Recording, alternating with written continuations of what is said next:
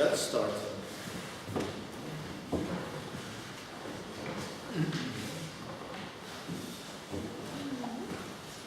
So what we did in the previous lecture, we considered the Kitaev chain. And we saw that in some regime, the Kitaev chain is an example of a typologically protected phase, where we have two wire runners at the ends of the chain, and the effective fermion psi equal to half gamma 1 plus I gamma 2n is degenerate. It can be populated, it can be not populated, this does not cost any energy, and yet it's non-local, so there is something non-trivial about it. And people realized that this system is good to build qubits. But before telling you what's the advantage of those qubits, we need to build a qubit. And you may think that this fermion is a qubit. And I have to disappoint you, no, this fermion cannot be a qubit. Yes, it does have a degeneracy, but it cannot be in a nice coherent superposition. For a very simple reason.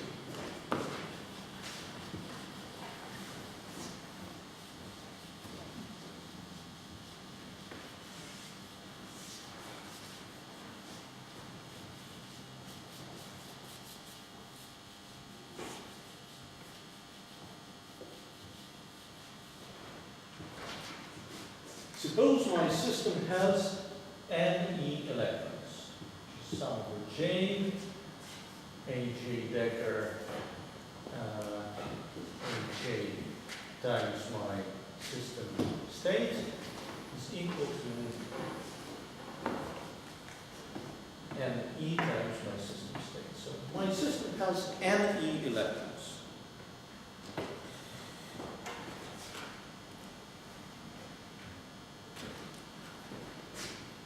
Let me calculate following. Let me first remember that gamma 2j minus 1 gamma 2j is equal to 2 aj dagger aj minus 1. That we do remember. So when it's occupied, it's plus 1. When it's unoccupied, it's minus 1. So I can rewrite it like this. When it's occupied, it's plus 1. When it's unoccupied, it's minus 1. Now let me consider a product.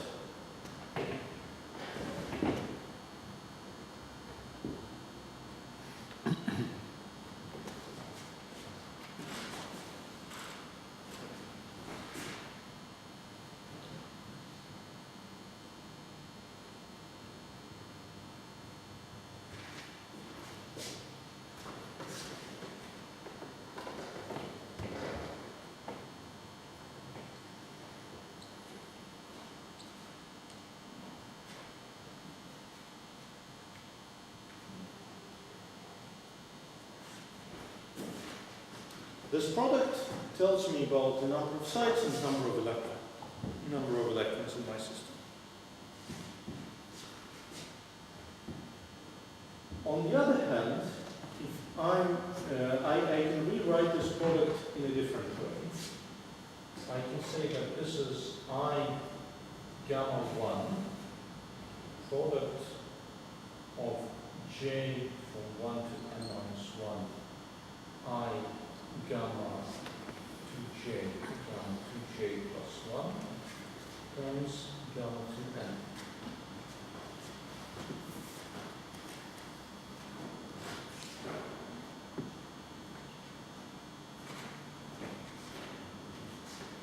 And this is equal to I gamma 1 gamma 2n, this is product.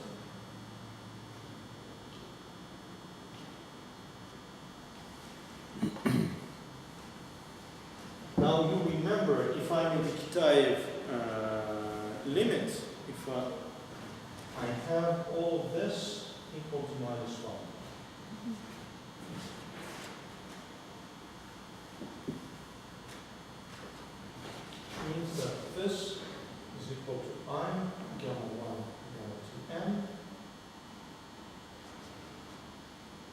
times minus 1 to the power n minus 1.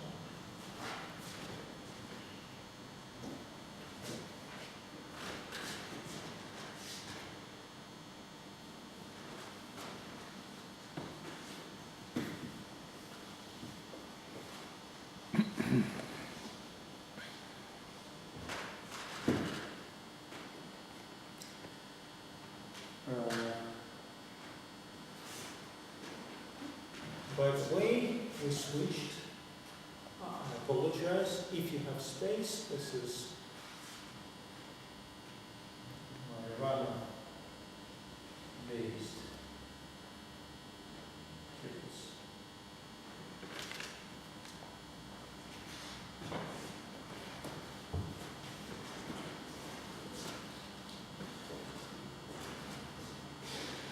So once more, we have I gamma 1 gamma 2m is equal to minus 1 to number of electrons plus 1.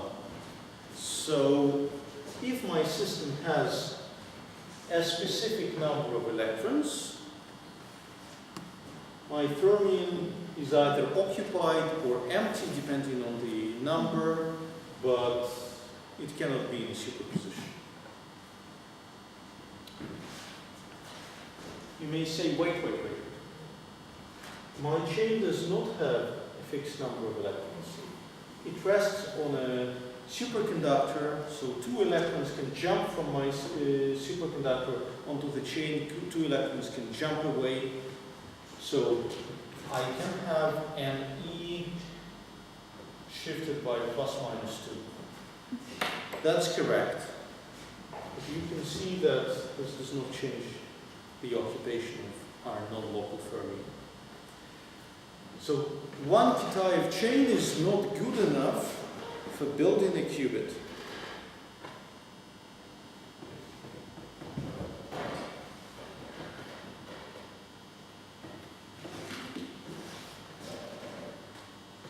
A good question, what is good enough for building a qubit?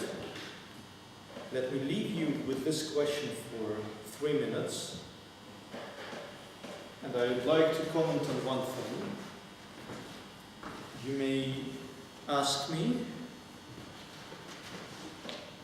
that, wait, Kitaev tells me that these pairs of my runners, they have eigenvalue minus 1. This effective fermion is empty. So I have all the chain empty and one non-local fermion on top of that. What are you talking about? What NE electrons? I have either 1 electron or 0 electrons. There is a subtlety. The subtlety is that let me consider gamma j to j gamma to j plus 1. By the definition I used, it's aj minus aj dagger times aj plus 1 plus aj plus 1 dagger. So yes, aj plus 1 minus aj dagger, aj plus 1 dagger plus aj plus 1 dagger minus aj dagger, aj plus 1. So you see this operator, it does not conserve the number of electrons. An eigenstate of this operator will either be a superposition with 2 electrons on these two sides, or no electrons on these two sides, or it will be a superposition of electron on side j and electron on side j plus 1. For example, a state 0j plus 1 plus 1j plus 1, which is like vacuum plus aj dagger, aj plus 1 dagger.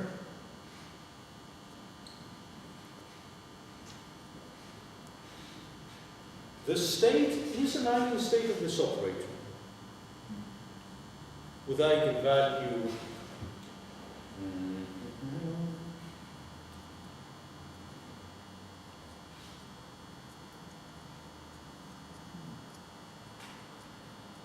with eigenvalue -1. So this is exactly the kind of state that our Kitaev chain would like to have. This operator is -1. This is kind of the state we would like to have. So you see, sometimes it has no electrons, sometimes 2 electrons on these two sides. So the fact that this effective fermion is not occupied does not mean that there are no fundamental electrons in the system.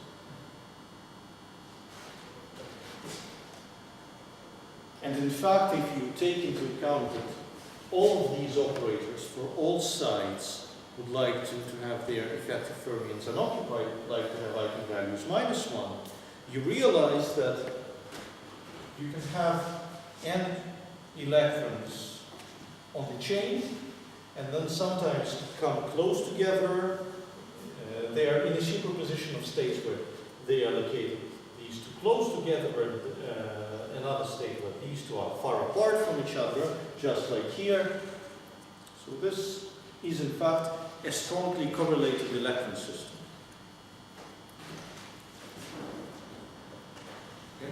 Can one say that this product of Majorana's is an operator which counts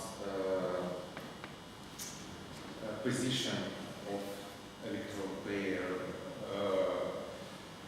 in this discrete system, meaning Well, 0, 0 or 1, 1, it means like electron holes between. So this state is a superposition between no electrons and the Cooper pair jumping into this pair of sides.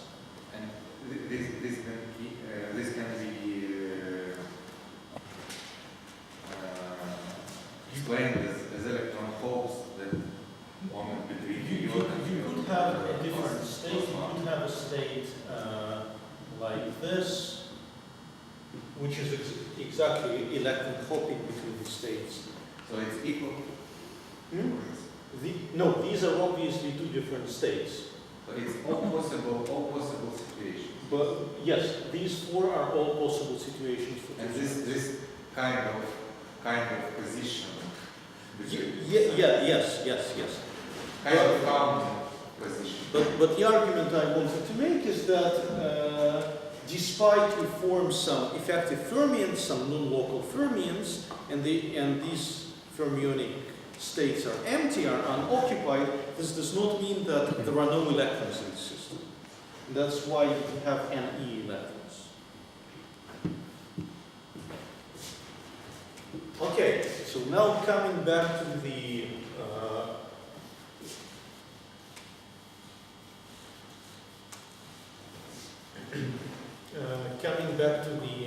issue of Majorana qubit.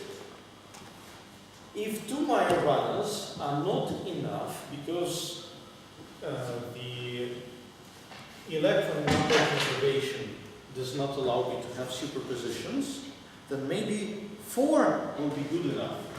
So maybe I can put 2 wires and have the possibility to have a superposition. So let me change notation. Let me almost forget about the Kitaev chain.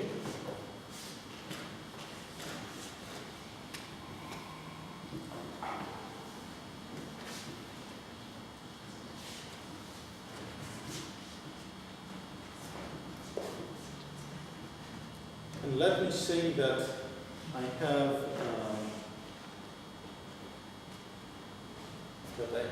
gamma 1, gamma 2, gamma 3, and gamma 4 here.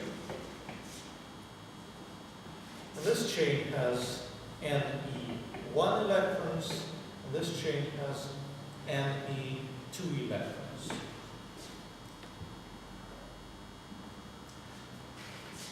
then by repeating the same argument, I can say that I gamma 1 gamma 2 is equal to minus 1 n e 1 plus 1. I gamma 3 gamma 4 is equal to minus 1 n e 2 plus 1. But NE1 and NE2, they are not conserved as such. Only the total number of electrons is. So I gamma 1 gamma 2 times I gamma 3 gamma 4 is equal to minus 1 to NE1 plus NE2 is equal to minus 1 to n electrons.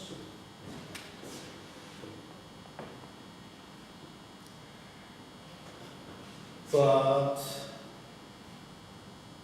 I gamma 1 gamma 2 itself can be plus minus 1. It can use with this operator. So I can have a fixed number of electrons. And nevertheless, I have two states corresponding to two eigenvalues of I gamma 1 gamma 2.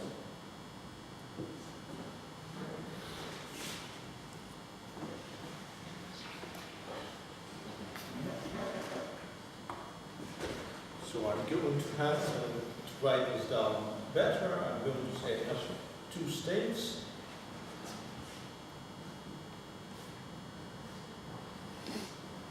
That there are eigenstates of I gamma 1 gamma 2.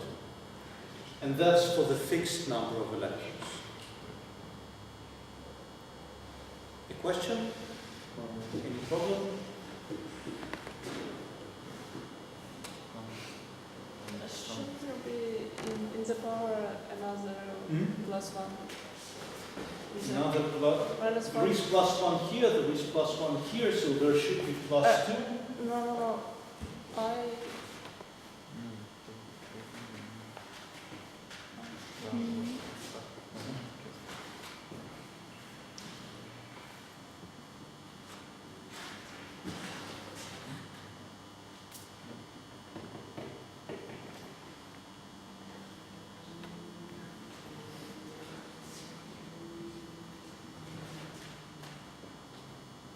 Anyway, I believe it's correct, but anyway, this is not going to be important for me now. What's important for me is that this operator is fixed, gamma 1, gamma 2, gamma 3, gamma 4, has some specific eigenvalue, which I believe is minus 1 power n plus 1. And nevertheless, I have, so my system has two effective fermions, gamma 1, gamma 2, and gamma 3, gamma 4. I have fourfold degeneracy.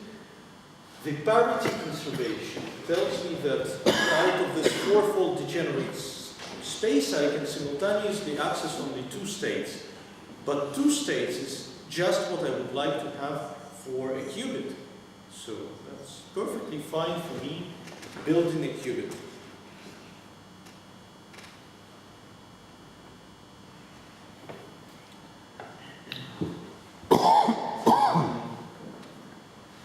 Okay.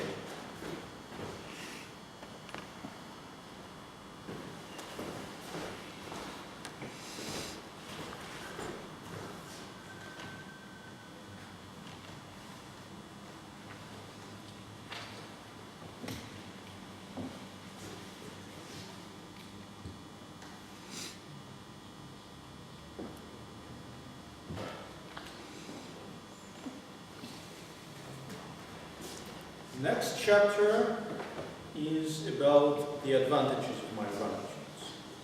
Strictly speaking, it does not lie on my way to applying unitary operations by measurements. I could skip it, but I think it's something nice to know. I believe there is some future to my qubits, so it's nice to know what they are good for and what and why they are good compared to other qubit implementations.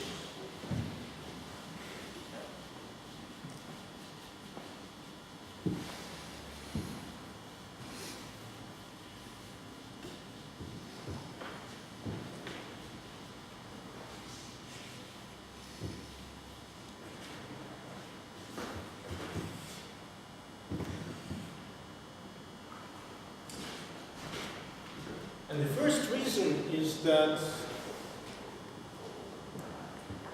they are degenerate. So the reason is topological protection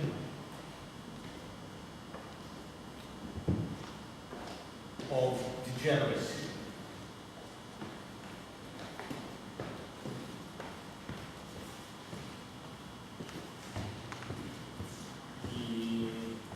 The energies of these plus minus 1 states are plus minus epsilon. And this epsilon is exponentially small.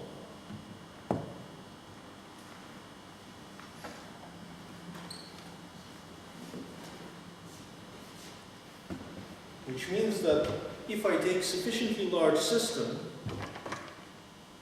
my two states in a qubit are degenerate to the accuracy I want. And what is that good for? Well, the conventional qubits, for example, atomic spins or superconducting qubits, they have states 0 and 1, and H0 is E0, and H1 is E1. The energies E0 and E1 are different. So if I prepare my qubit in state A0 plus B1,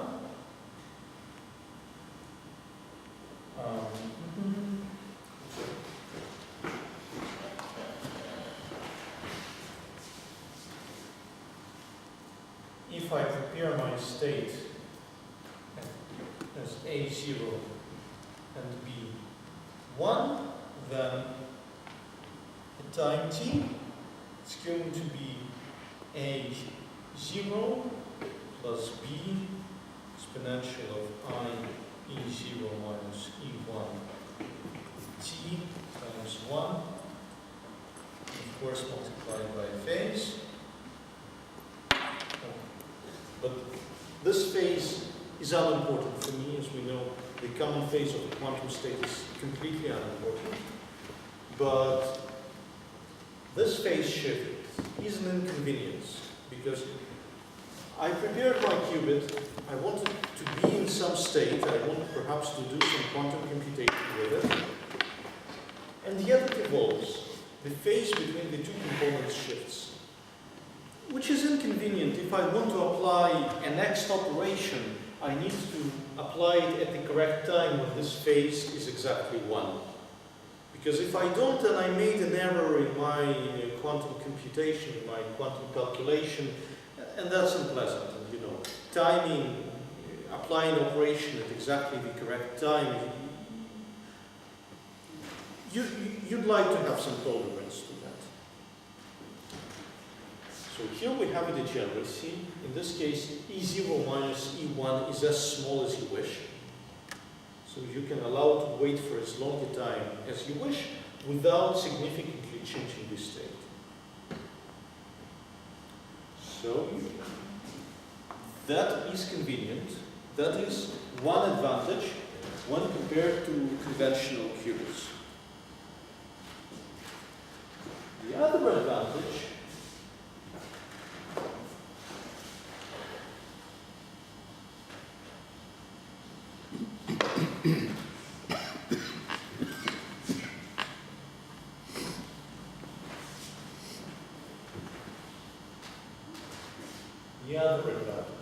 is topological protection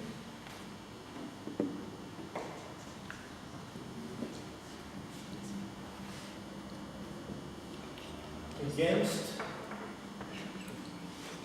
decoherence.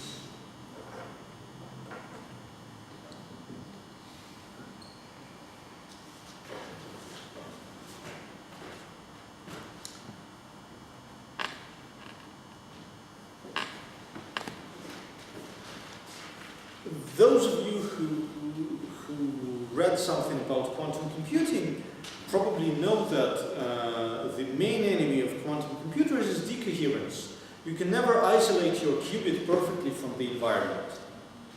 There is always some photon flying around your atom. There there is always some electromagnetic wave coupling to your superconducting qubit. There is always something. And this something couples to the qubit, gets entangled, and as we saw in the lectures, entanglement with some other system is like a measurement, is essentially like a measurement, which means it destroys coherence. So for example, you have a qubit in the superposition of A0 plus B1, and you measure sigma z, and you get either 0 or 1. Your quantum state that was a result of your quantum computation is gone. Okay, maybe your system is not that strongly coupled to the environment. So it's better to model this not by a projective measurement, but by a weak measurement. Nevertheless, even a weak measurement of sigma z will alter the initial state. So that's the main problem. We don't have quantum computers now, because if the qubit lifetime is, say, 1 second, so there is a probability 1/2 that in 1 second nothing will happen to the qubit, but there is also probability 1/2 that it will collapse. Then if you have 10 qubits and you want nothing to happen to 10 qubits in that time, you have the probability 1/2 to the power 10. And that's why scaling quantum computers up is complicated. Majorana qubits, they offer a way of solving the problem. No one knows so far whether it will work, whether we haven't missed anything. But the way it looks is that it's very hard for environment to measure a Majorana qubit. And the reason is the following. So we have our Majorana qubit. Here are the 2 chains, 2 wires, gamma 1, gamma 2, gamma 3, gamma 4. Is it possible to measure gamma 1? The statement is that measuring gamma 1 is not possible for a very simple reason. Gamma 1 is a Fermion operator. You cannot measure a Fermion operator. And a way to see that is, suppose I have some tunneling amplitude, I have some Fermion B that can tunnel into my Majorana. And I can ask, what's the probability of tunneling? How do I calculate the probability of tunneling? I do perturbation theory in the simultaneous. So the probability of tunneling will be proportional to final state, Hamiltonian initial state, the value squared.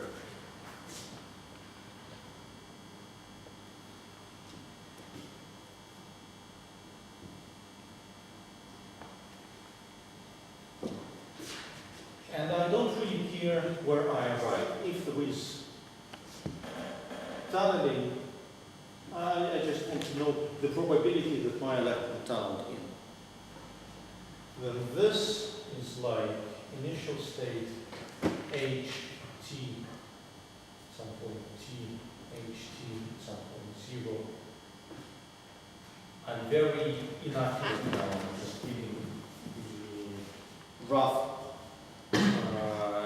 impression of how the calculation goes. Nevertheless, so what do I see here? I have my Hamiltonian twice. I have my Fermion can tunnel in or tunnel out time t,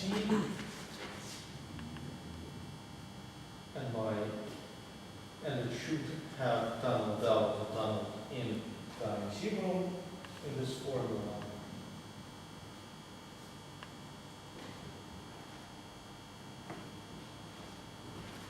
And the important part here is this. As we know, the Majorana operators commute with the Hamiltonian. Let's ignore this splitting. Which means that gamma 1 of t is gamma 1, and gamma 1 of 0 is gamma 1.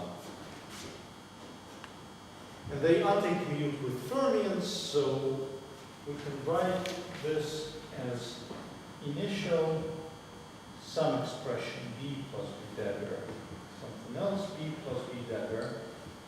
Most importantly, we will have gamma 1 times gamma 1, which is gamma 1 squared, which is 1. So the probability of tunneling does not know anything about gamma 1.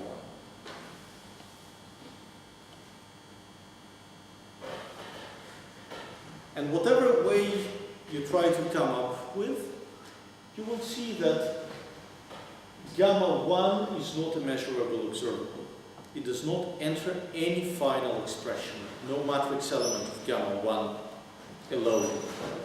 So gamma 1 cannot be measured. What can be measured is, say, I gamma 1 gamma 2. I gamma 1 gamma 2 is a nice operator to measure. How do I measure it? Or say I gamma 2 gamma 4.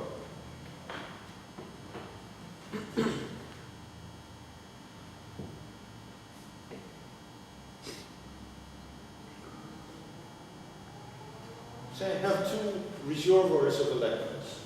I allow electrons to tunnel directly into the reservoirs, or I allow the electron to jump onto gamma 2 and jump out of gamma 4. This is like an interferometer. If I had an electron here, that went here, it has some tunneling amplitude of direct tunneling. If it went through here, it has some amplitude to tunnel through to gamma 2, gamma 4. And when it tunnels just like this, here it picks up gamma 2 and gamma 4 on the way. So if my qubit is in the state gamma 2, gamma 4,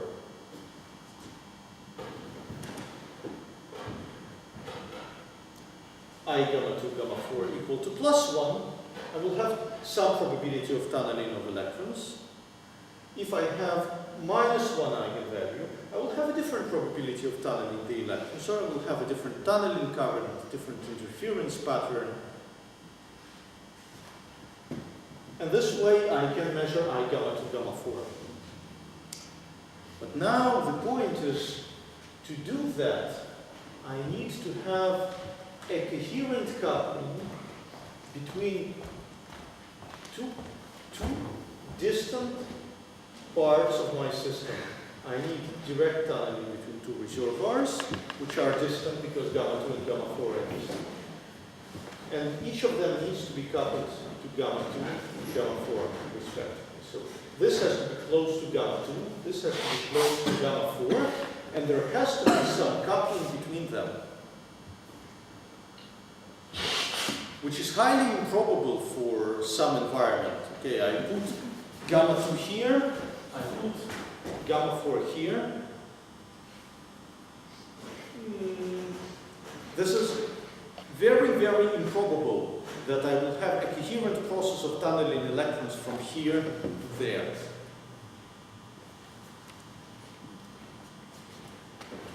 So because the only thing I can measure is non-local, I need to make an effort to measure it.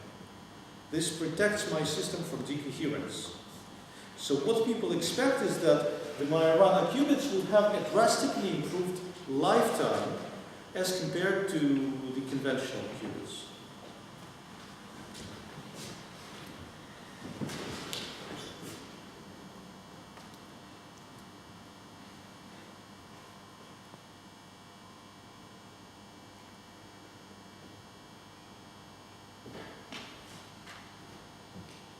I did not tell you one thing. I told you that it's impossible to measure any single Majorana operator. I told you it's possible to measure a product of two Majorana operators, but that is a non-local operator. So one has to make special effort to measure it. There is one more way to make things bad for the qubit, and it's that an electron comes and jumps in. And that does not measure a Majorana, but this applies a gamma-1 operator. So I have a gamma-1 operator applied to my ±1 state. And if you do the math, you will find out that it is equal to minus plus +1 state. So it flips the two states of my qubit. So a stray electron, okay, nothing coherent happens at distant points, but a stray electron comes and enters my system and changes the state of my qubit. And that's also bad. Luckily, this can be prevented by one simple measure. We have the superconductor. And if the superconductor is not grounded, if the superconductor is small, then there is some energy, some charging energy, 2 squared over 2c. It costs energy to charge in a small region. And that is equal to the number of electrons minus some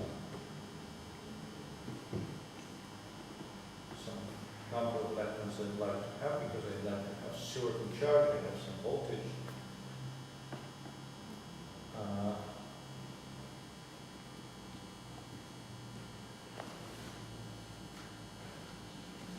So there is an energy cost for an electron to come into the system. And if so,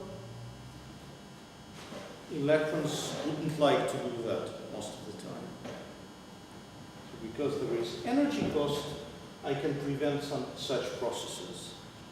But now you see a trade-off to make, because to keep the degeneracy as small as possible, I need to make the system large. To prevent these processes I don't want, I need to make the system small. So I need to find some compromise. Nevertheless, what people expect is that the lifetime of a Majorana qubit will be way, way above the lifetime of any qubit presently available.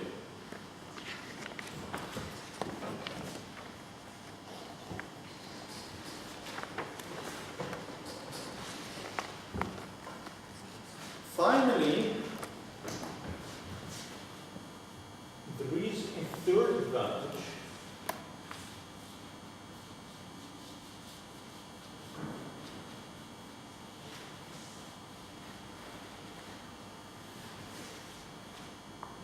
And the third advantage is, how did I call it?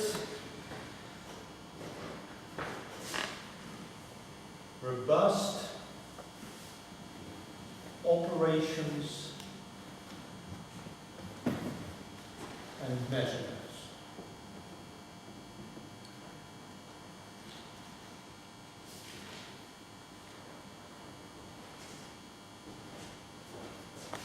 Suppose I have a spin qubit. How do I apply some gate to the qubit? The simplest way is to say, okay, I have a Hamiltonian, which is some magnetic field times my spin, and then my qubit, which was in state A up, was B down. Under the action of this Hamiltonian, it will change its state. But for it to change the state the way I want, I need to know exactly what my B is, and I need to apply the Hamiltonian for a very accurate amount of time. If not, I evolve my qubit state not to the one I wanted. That's an error. That's a problem of my calculation. And you know, time is a continuous variable. I cannot quantize time in 1 second, 2 seconds, 3 seconds. It can be 1.1, 1.05. Same with the magnetic field. With any presently available qubit, you have some continuous variable controlling that you need to use. And if you have a continuous variable, it's very easy to make an error. Maybe a small one, nevertheless an error.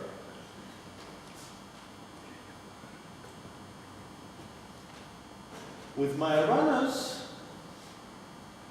it seems very similar because with Majoranas,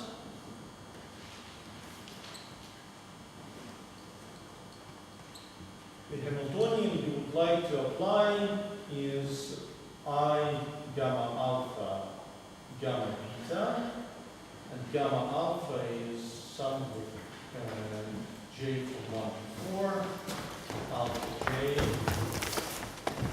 gamma j. Same for beta.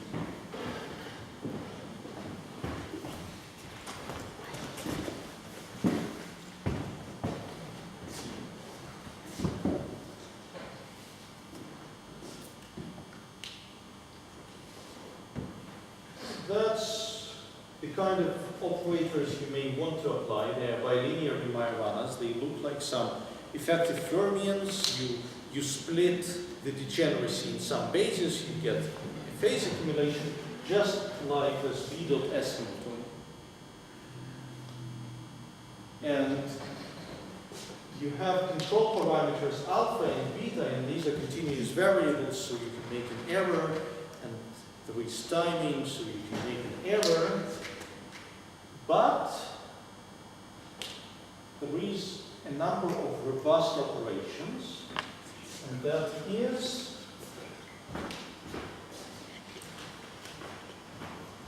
these robust operations are R gamma J gamma K.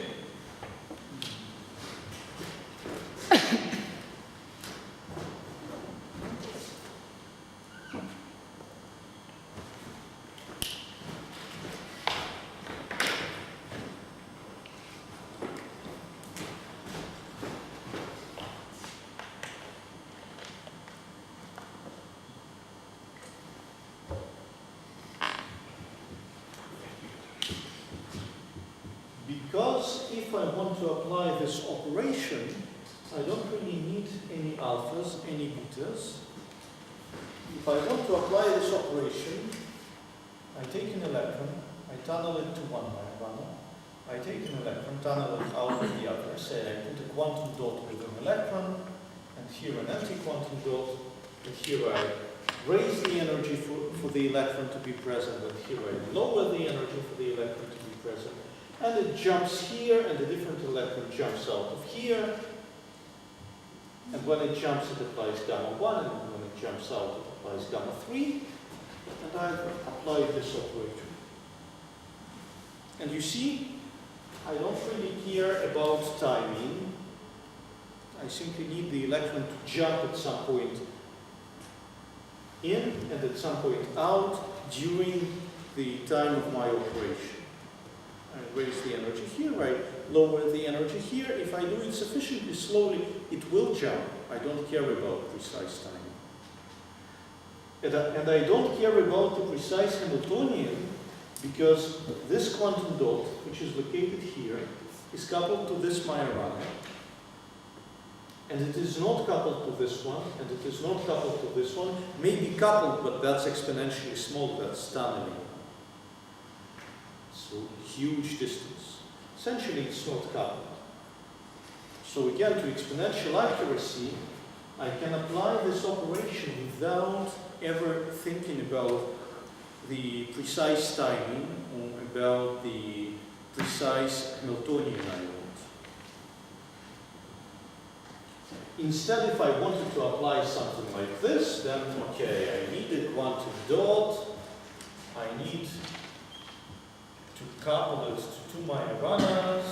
This is my alpha 1, this is my alpha 3, alpha 2, and I want to coupling another dot to two other Majoranas. This is my beta 1, this is my beta 3. I would have to think about the couplings here, because the strength of tunneling here would determine the operation I apply. I still would not have to think about the timing, but I would have to think about the tunneling amplitudes. With these operations, I don't even have to think about that. I can apply them essentially without any chance of making an error. Same for measuring. If I take one electron absorber here, the other here, the electrons tunnel between them or through Majoranas, I couple this guy to gamma 2, I couple this guy to gamma 4, the interference knows about gamma 2, gamma 4. Almost no chance of making an error, no tunneling to other Majoranas. So these operators can be applied in a robust, error-free manner. And they can be measured in a robust, error-free manner. And so maybe this is not all we need, and in fact this is not all we need. We need something extra to do universal quantum computation. But at least part of the quantum computation we can do without making any errors, without caring about errors, which is a huge advantage. And what are these operators? These operators, these I, gamma, j, gamma, k,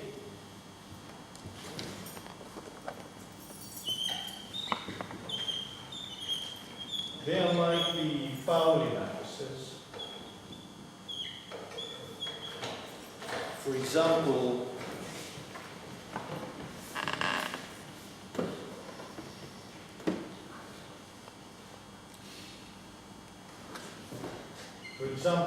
if I take I gamma 4 gamma 1 times I gamma 4 gamma 2, let me call this sigma x, let me call this sigma y.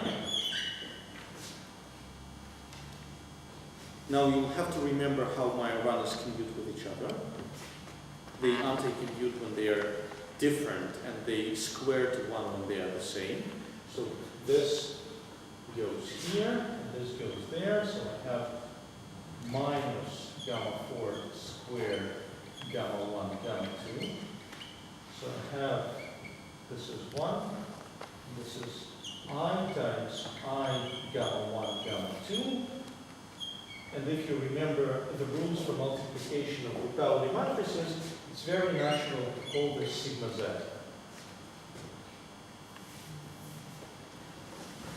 Now, if I take my sigma z, I multiply, say, sigma x with it, I know that what I want to get is I sigma y. Shall we check that? Is there a question? They anti-commute, gamma 1, gamma 4, they anti-commute? Yes, there was this identity. What's this identity that gamma j gamma k is 2 delta jk. And what this identity means is that gamma j gamma k is equal to minus gamma k gamma j when k not equal to j, and gamma j squared is equal to 1.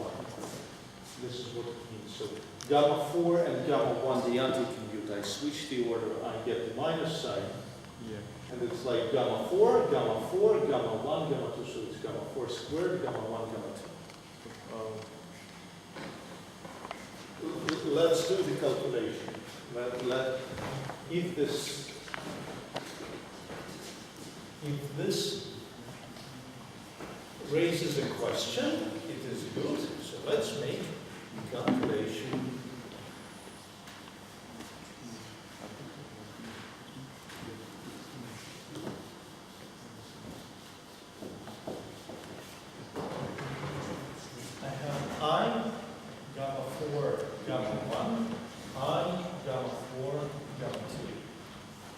I switch the order of gamma.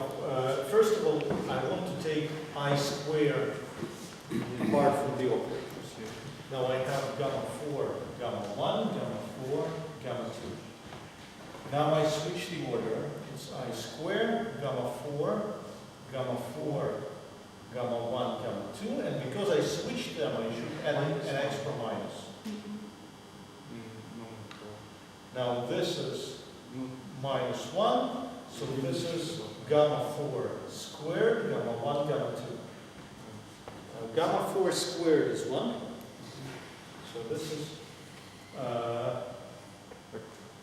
What comes minus? gamma 1, gamma 2.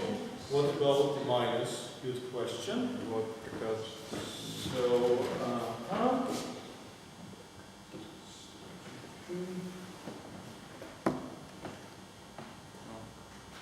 so there is no minus, so I want to call this sigma z. Now I want sigma z times sigma x, and it should be I sigma y. So I want minus I gamma 1 gamma 2 times I gamma 4 gamma 1. And I want to know what it is. Minus I times I is 1. So I have gamma 1 gamma 2 gamma 4 gamma 1. Now gamma 1 gives me minus when I bring it here, and another minus when I bring it here. So this is equal to gamma 4, gamma 2, gamma 4. And this is equal to minus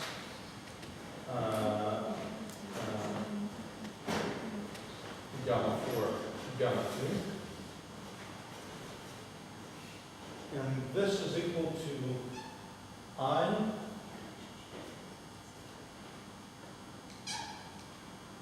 times I gamma 4 gamma 2, which is exactly I times our sigma y, just as we expected. So if you repeat this calculation, you can convince yourself that all possible combinations of I, gamma j, gamma k, they correspond to the Pauli matrices. So with the Majorana qubit, what you can do is you can apply Pauli matrices without making errors, and you can measure Pauli operators without making errors. This is not enough for making a universal quantum computation. In fact, what this is enough for is for doing exactly the same thing you can do in a classical computer. To make universal quantum computation, you need to supplement one more single qubit operation, and also another 2-qubit operation, but that's a different story. So you need another single qubit operation, and that cannot be applied in an error-free manner. So there are two challenges at the moment in the field of Majorana qubits. One is building an actual Majorana qubit, and the other is proposing a protocol that allows to reduce the error in the non-robust gate you need as much as possible with as little effort as possible. May I ask a question? Yes.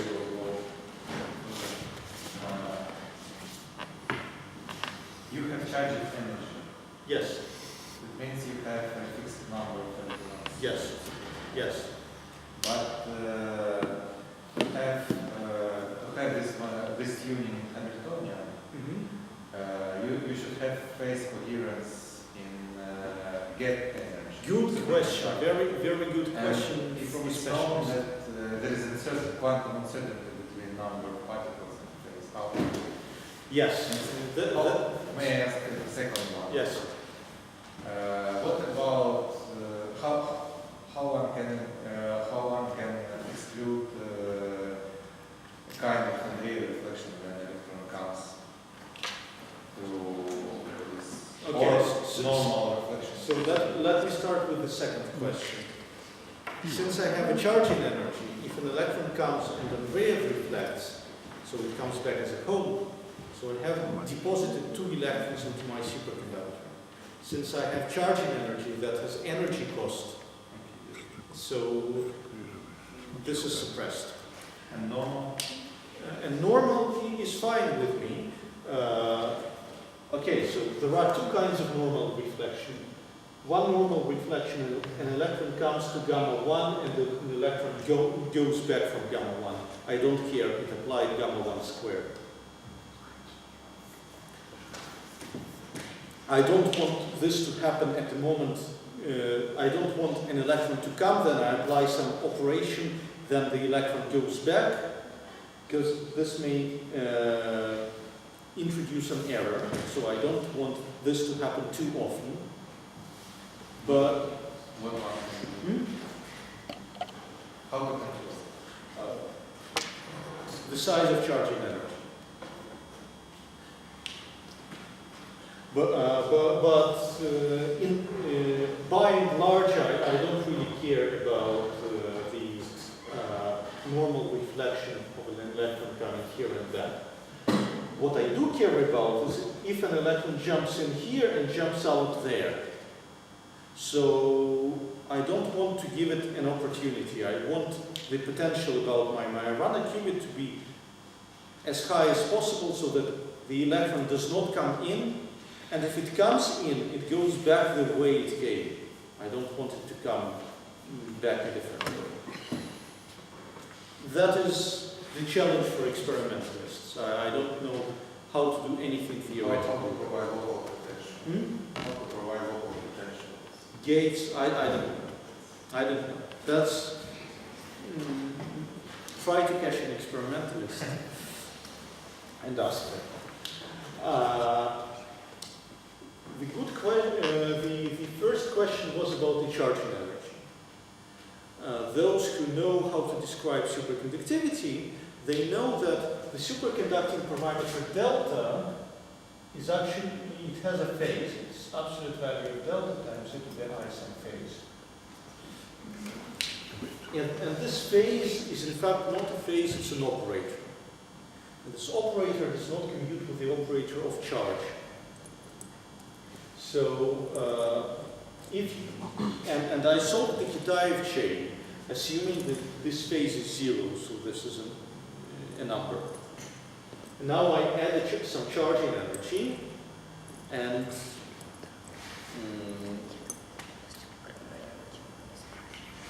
does it ruin all my solution? Does it ruin all my arguments? The point is it doesn't, and the reason is that I have two Kitaev chains, I have 2 nanowires. I don't need each of them to have a definite phase. I need that the phase difference between them is fixed, it's a number. And the total phase of them, I don't really care about it. And if you think about the formulas for a few minutes, the total charge commutes with the phase difference, but does not commute with the total phase. Which means I can put the total charge to be a number, I can take an eigenstate of total charge, and simultaneously I can take an eigenstate of the phase difference.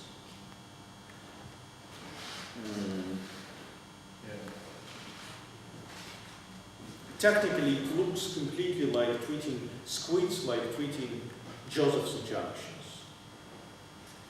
If we want, we can talk about it later.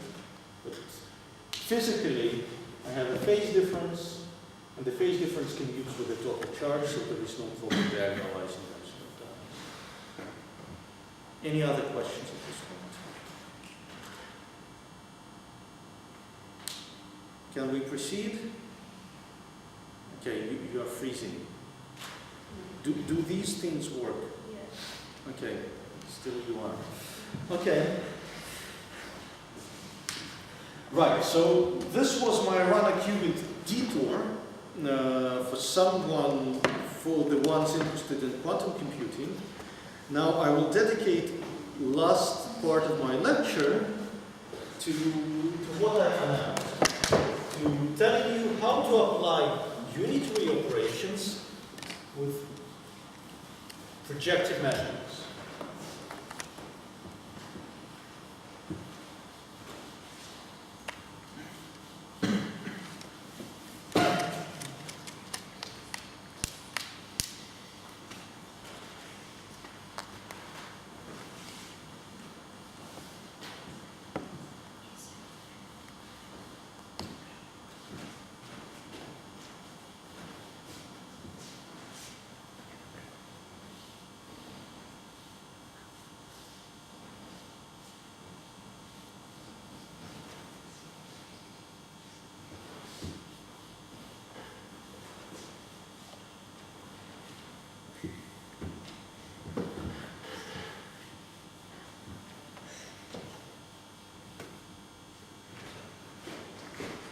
So the last part is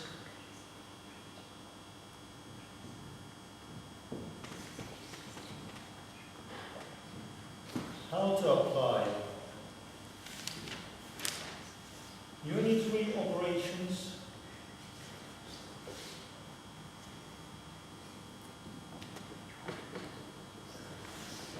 with projective measurements.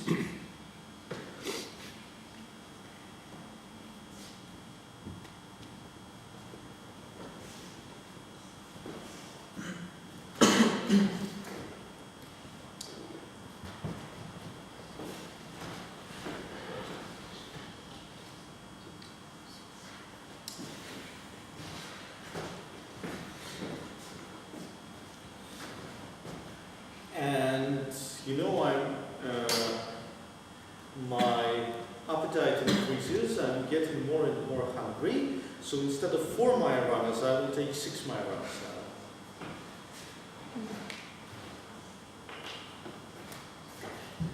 So I will take gamma 1, gamma 2, gamma 3, gamma 4, gamma 5, and gamma 6. And now, by the same reasoning as before, their product is fixed. It's either +1 or -1, depending on the total number of electrons in my system.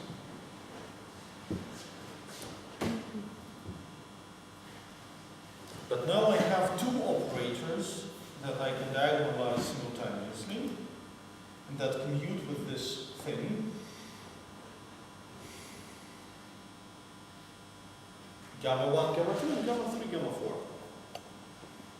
So the basis in my hexagon, by the way, I forgot to tell, the 4 micron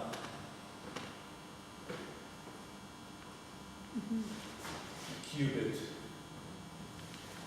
is called tetra. And unsurprisingly, this is going to be called hexagon.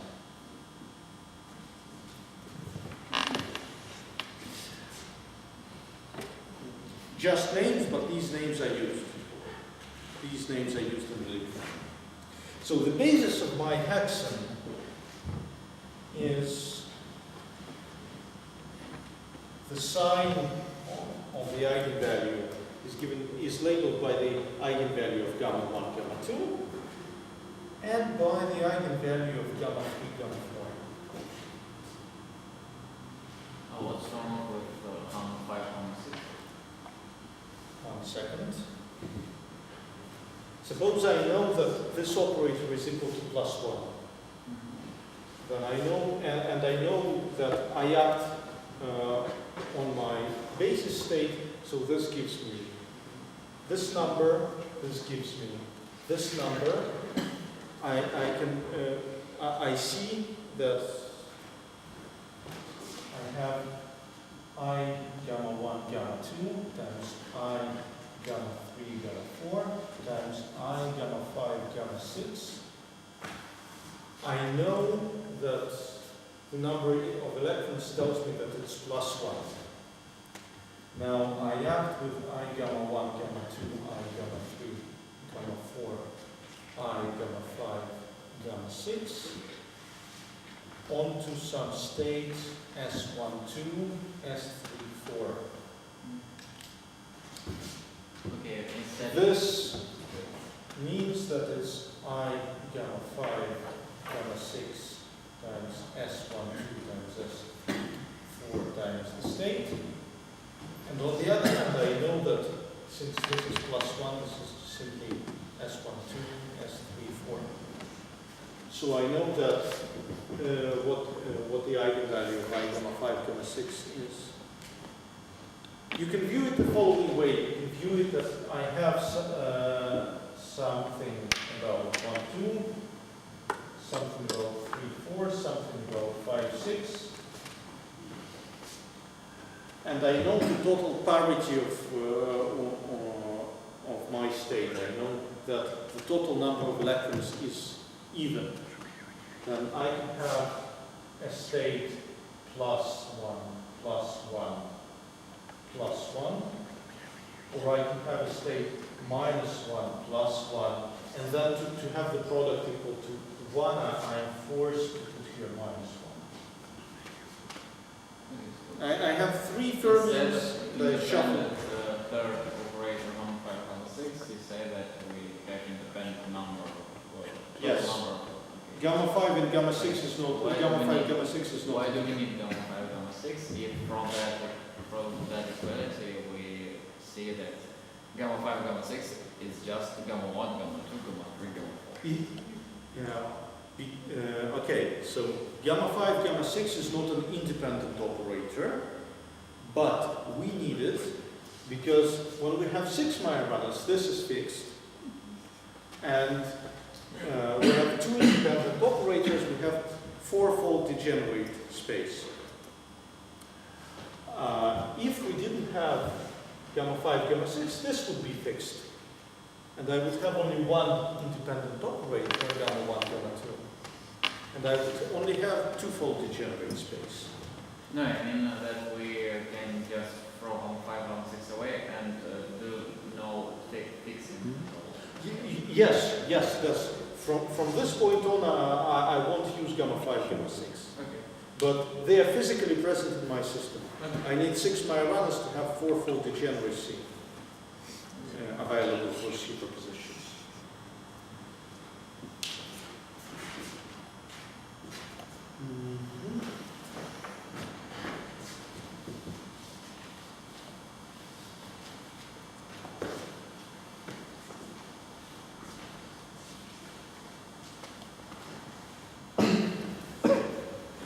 Let me now prepare my system in a superposition. A 1 S 1 1 1 2 1 3 4 plus B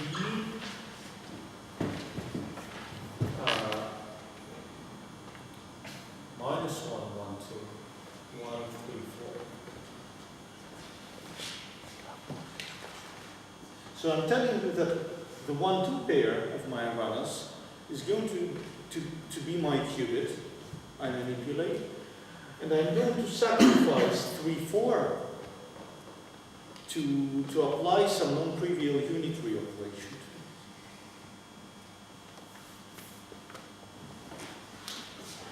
So this is my initial state. And I need one property that 1 plus I gamma 3 gamma 4 divided by 2 times psi I is equal to psi I itself.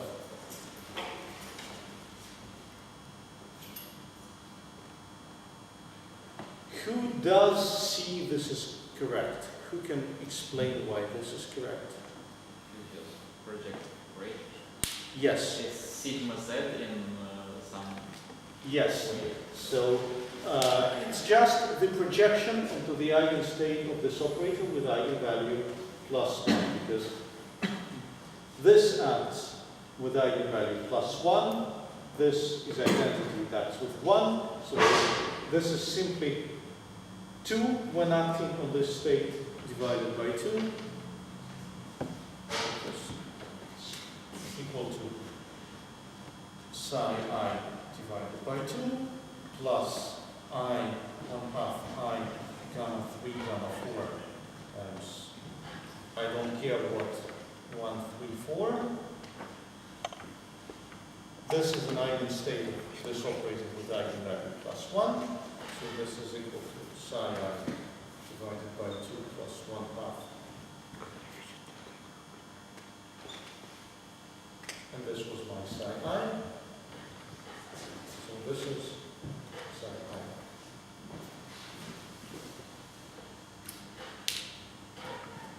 And now I'm going to apply the following sequence of measurements.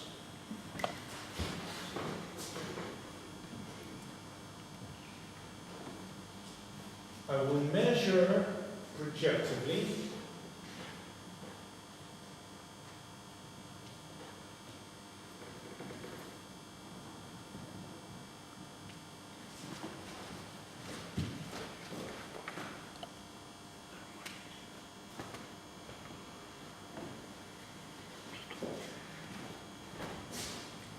I gamma 1 gamma 4.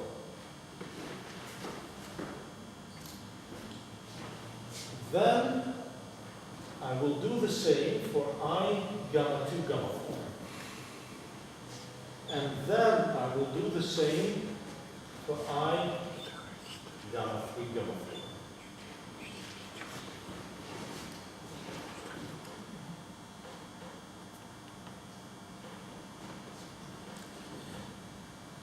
And my promise is that at the end we will have profit.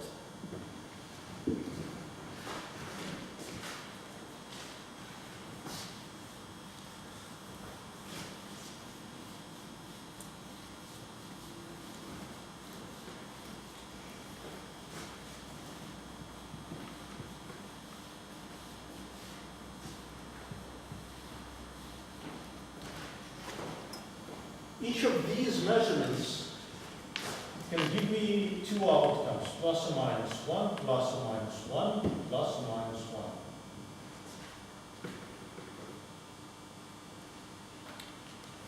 1. Let me choose one outcome.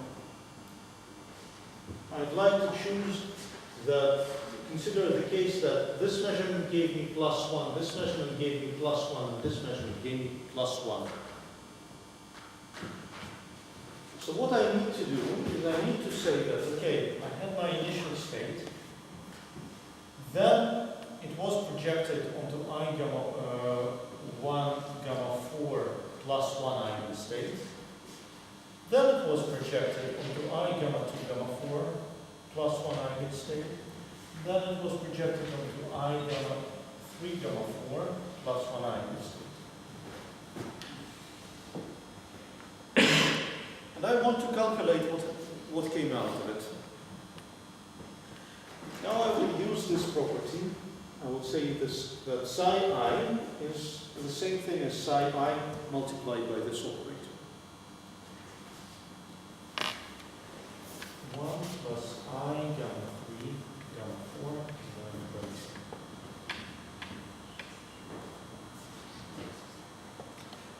And now let me forget about psi I and do the multiplication of these operators. Some algebra. Let's start. I have 1/16, 1 plus I gamma 3 gamma 4, 1 plus I gamma 2 gamma 4, and this I will already start multiplying. I have 1 plus I gamma 1 gamma 4, plus I gamma 3 gamma 4. And here I need to use my identities about my Aranas. I need to anti-commute them. I need to take into account that gamma 4 squared is 1. And what I will get is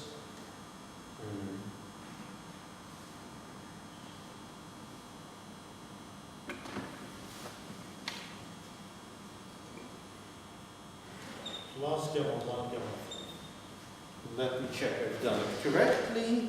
Yes.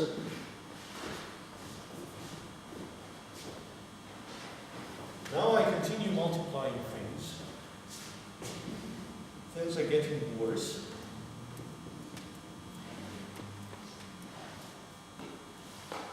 have 1 plus I gamma 2 gamma 4 plus I gamma 1 gamma 4 plus now I'm going to multiply this.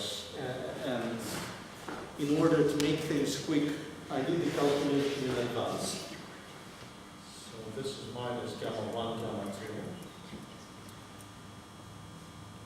Then I have plus I gamma 3 gamma 4. Then I have plus gamma 2 gamma 3. Then I have plus gamma 1 gamma 3. And then I have minus I gamma 1 gamma 2 gamma 3 gamma 4.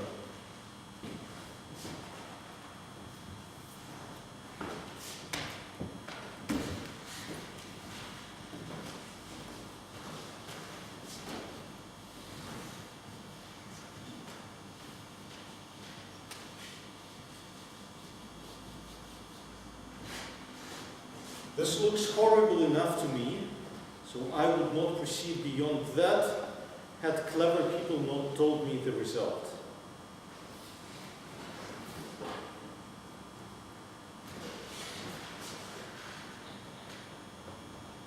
So it is equal to One last step. 1 plus I gamma 3 gamma 4. That's simple. I multiply this by 1. Plus I gamma 2 gamma 4 minus gamma 2 gamma 3 plus I gamma 1 gamma 4 minus gamma 1 gamma 3 minus gamma 1 gamma 2 minus I gamma 1 gamma 2 gamma 3 gamma 4 plus I gamma 3 gamma 4 plus 1 plus gamma 2 gamma 3 minus I gamma 2 gamma 4 plus gamma 1 gamma 3 minus I gamma 1 gamma 4 minus I gamma 1 gamma 2 gamma 3 gamma 4 minus gamma 1 gamma 2. Looks crazy. Till the moment, do you notice something?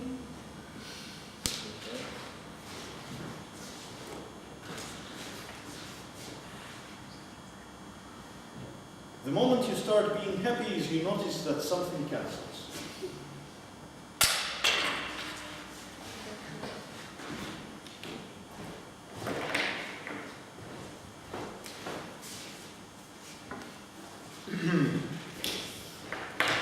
The canceling devices have broken.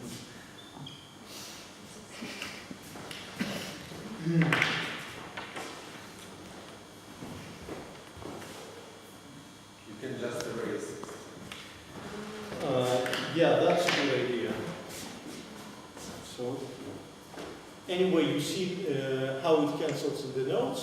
I have gamma 2, gamma 4 here and here with opposite signs. I have gamma 2, gamma 3.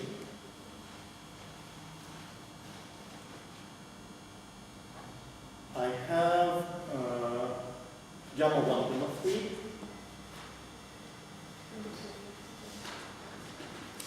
I have gamma 1, gamma 4.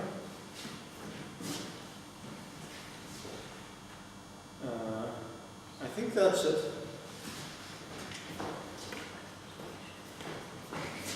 So this is equal to 1/16 times 2, 1 plus 1 minus gamma 1 gamma 2 You see, I have two ones, I have two gamma 1, gamma 2s, I have two of these things and two of these things. Minus I gamma 1, gamma 2, gamma 3, gamma 4. Now the final step. The final step. This is equal to 1/8 times 1 minus gamma 1, gamma 2.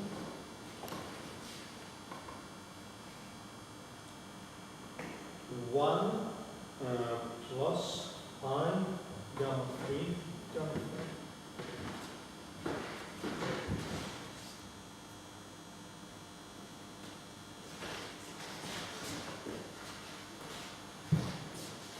That didn't look, that doesn't look as complicated as it was here. Now remember that we wanted to apply this operator to psi I. And this divided by 2 times psi I is still psi I. So what this is, it's 1/4, 1 minus gamma 1, gamma 2, psi I.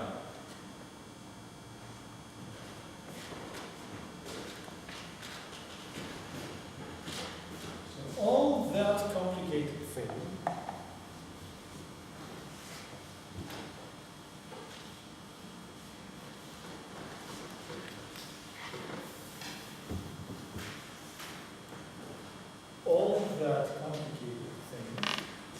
is equal to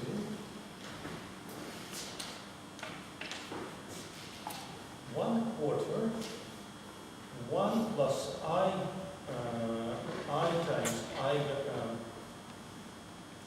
times I gamma 1, gamma 2, psi I.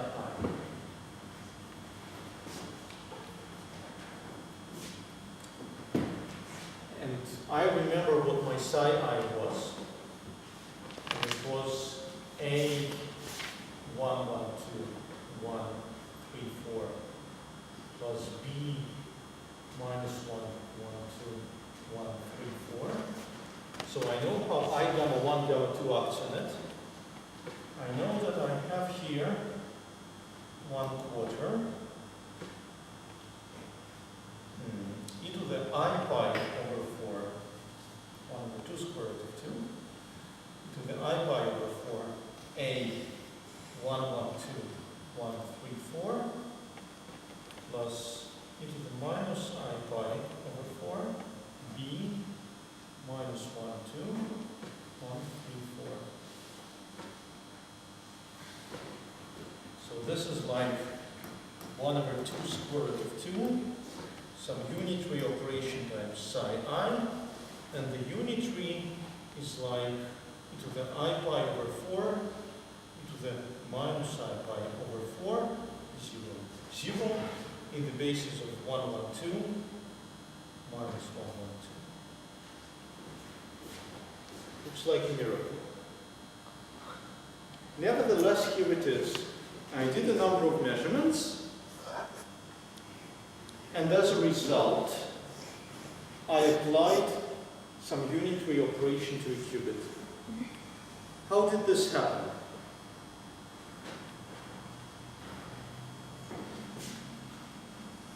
This happened because essentially I had 2 qubits, and I never measured 1 qubit.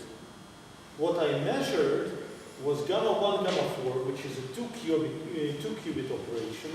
Essentially it acts on this qubit and also on this one. I measured gamma 2, gamma 4. Finally, I measured gamma 3, gamma 4. I sacrificed the second qubit to apply a unitary to the first one.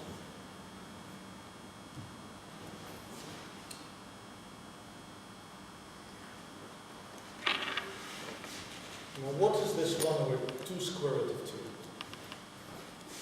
And this is my final state.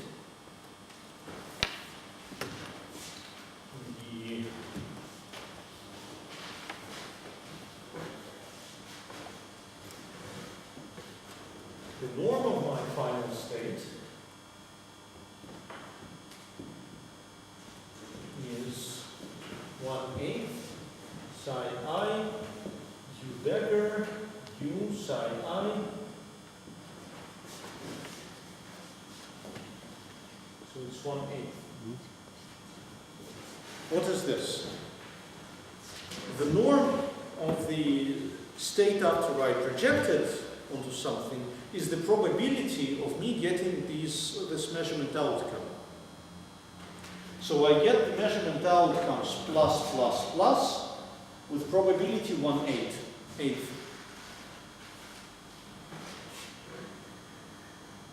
The question is, what will happen if fine. It's impressive, but is it really a way to apply some non-trivial operations? Because, 12.5% of time, 1/8 probability, that I will apply what I want. What about the other 7 out of 8 times?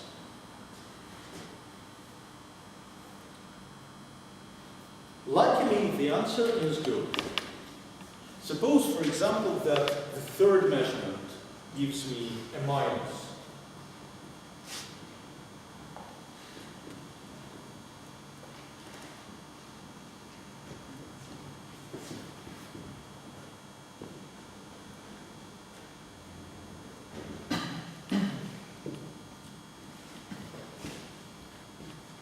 You repeat the calculation, and at the end, you see that what you get is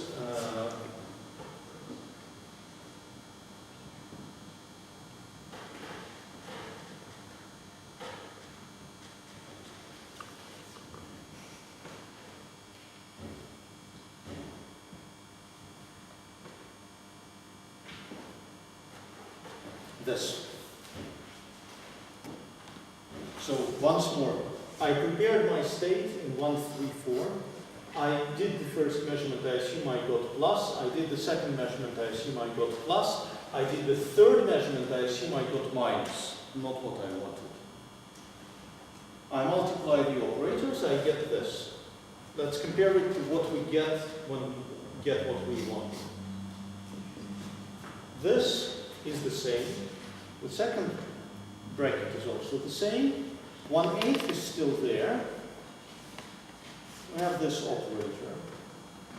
So when we get the result minus in the third place, on top of the unitary, which is applied by this operator, which is what we want, we get some transformation I gamma 2 gamma 4, which is not what we want.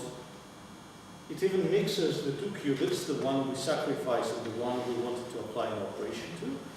But it is easy to fix. This is a robust operation. We can apply it. We can apply another I gamma 2 gamma 4. And since I gamma 2 gamma 4 is equal to minus 1 down to some psi dagger psi, then squared minus 1 to any power squared is 1. It has eigenvalues plus minus 1, squared is always 1. So if we apply another I gamma 2 gamma 4, we arrive at the operation we wanted. The claim is that whatever outcome sequence out of 8 you take, you will always get this times a robust operation. So you do 3 measurements, you prepare your system, you do 3 measurements, you write down what outcomes you got, and at the end of the sequence, you apply some error correction operation. And voila, you apply the unitary operation to a qubit.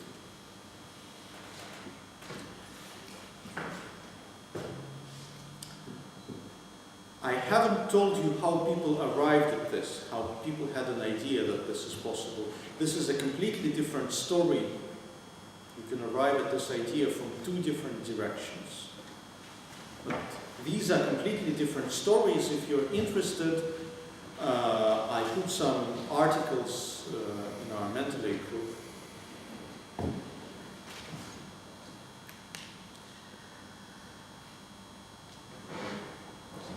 One last thing I wanted to comment. This operation, this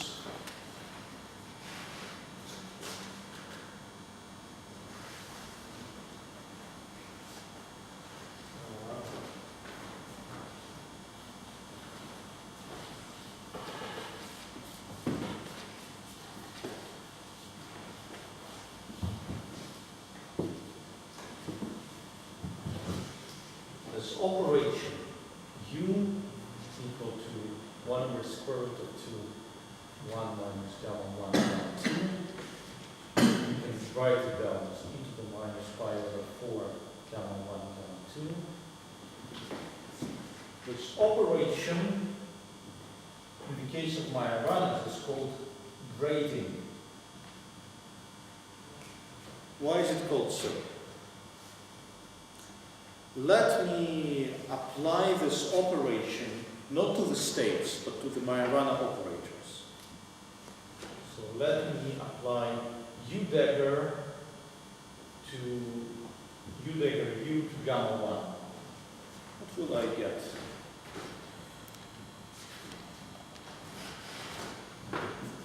I get 1/2, 1 plus gamma 1 gamma 2, gamma 1, 1 minus gamma 1 gamma 2. I multiply that with 1/2, 1 plus gamma 1 gamma 2, gamma 1 minus gamma 2. Then I multiply this, 1/2, gamma 1 minus gamma 2 minus gamma 2 minus gamma 1. This cancels, I get minus gamma 2.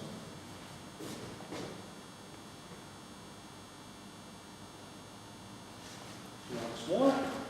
U dagger gamma 1. U is equal to minus gamma 2. If I do the same for gamma 2, I get gamma 1. So what U does, it switches gamma 1 for gamma 2 and gamma 2 for gamma 1. Kind of exchanges them. It's like a permutation of two Majorana fermions, except for this sign. Because of this sign, if it was a permutation squared, if I switch 1 for 2 and then 1 for 2 again, I come back to the original state, it squares to 1. But U square is not 1. In fact, you can see that if I apply the conjugation twice, in the first round, gamma 2 gets a minus, gamma 2 gets a minus, in the second round, gamma 1,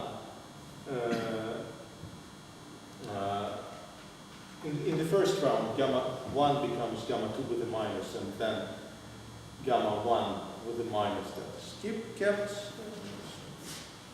U dagger squared gamma 1, U squared minus gamma 1, U dagger squared gamma 2, U squared minus gamma 2 Is not square to 1.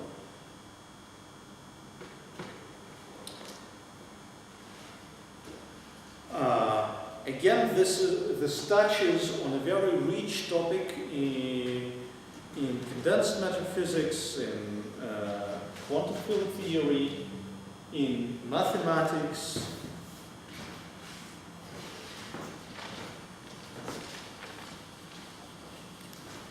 It's called anyonic statistics.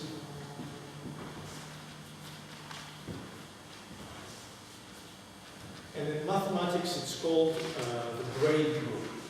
Suppose I have two lines, 1 and 2. So take the lines and I can exchange them. I can take the ends and exchange them.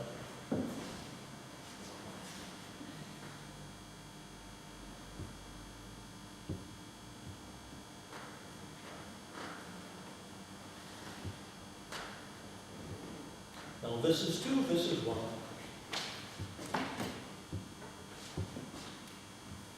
Now I do the same. Again.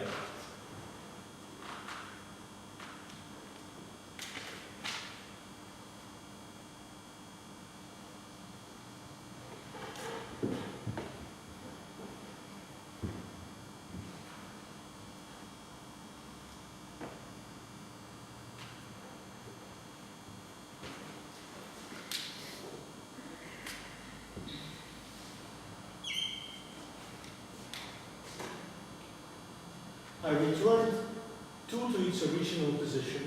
I returned 1 to its original position. But because of these lines, My system has not returned to its original position.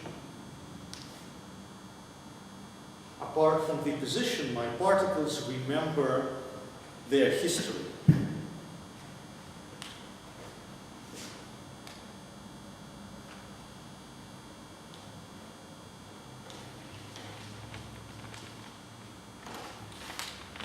So it's like permutation, but some extra degree of freedom.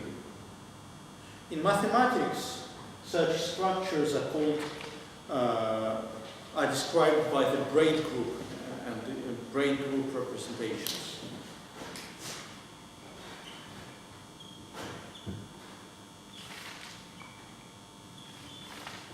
simply because this looks like a braid. In Ukrainian, it's kosa. Група кіс.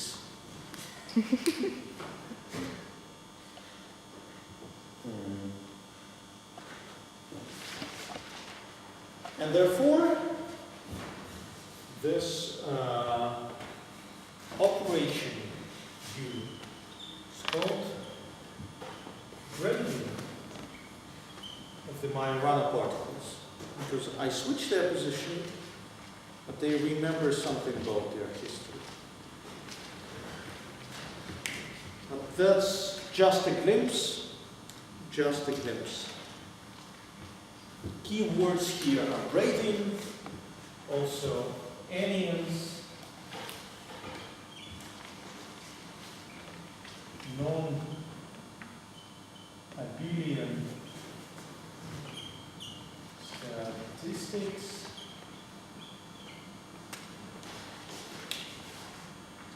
and in fact, if you look historically, these words is what made people think that condensed matter systems can have topological protection and be useful for qubits in quantum computing. That's history of 10, 15, 20 years ago.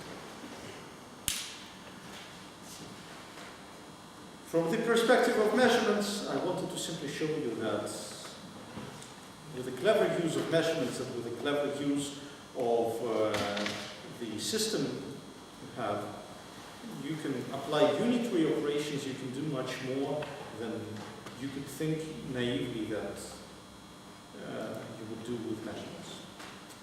I thank you, I thank the survivors who came today, who survived till the very end. That's the end. Let's finish. Let's drink some tea. Let's talk. Let's ask some questions.